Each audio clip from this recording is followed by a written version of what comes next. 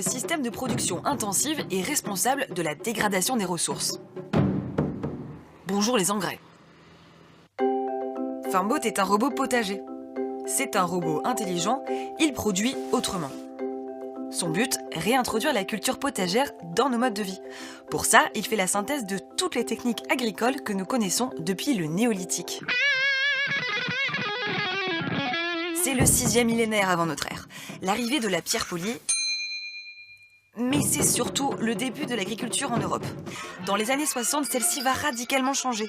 3 milliards d'êtres humains, autant de bouches à nourrir, c'est le développement de l'agriculture intensive. En gros, Farmbot, lui, a tout compris. Il allie agriculture biologique et technologie. Fin de la première partie. Comment fonctionne Farmbot ? Il a une tête. Elle peut changer d'outil selon ses tâches. Par exemple, elle peut planter des graines, arroser, analyser l'humidité du sol et enterrer les mauvaises herbes pour mieux les étouffer. Il s'adapte aux surfaces d'un petit potager comme à celle d'une exploitation maraîchère. Farmbot est un robot connecté. On crée son potager sur une plateforme web. Elle ressemble un peu à un jeu. En plus, Farmbot est autonome. Il se charge de tout. Et quand la cueillette est prête, on reçoit une alerte. Il travaille 7 jours sur 7, 24 heures sur 24, qu'il vente, qu'il pleuve, qu'il fasse jour ou nuit. Bref, Farmbot s'en fout. Et comme il ne fait pas les choses à moitié, il peut être alimenté avec une source d'énergie renouvelable. Et c'est aussi une révolution open source. Open quoi ? Dernière partie. L'open source, c'est quoi ?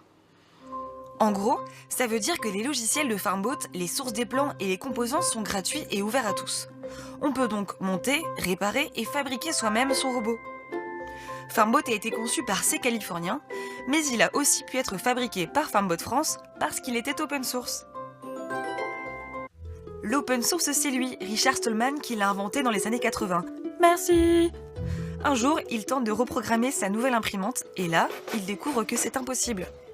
En fait, les sources de l'imprimante sont détenues par un autre laboratoire qui veut les garder secrètes. C'est la logique de propriétaire.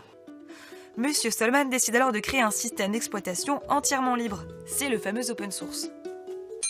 3 800 €, c'est le prix d'un canapé, une lipostructure, un lit médicalisé, d'un litre d'encre. C'est aussi le prix de Farmbot. Mes sources. Farmbot.fr, agriculture.gouv.fr, l'humanité et c'est pas sorcier.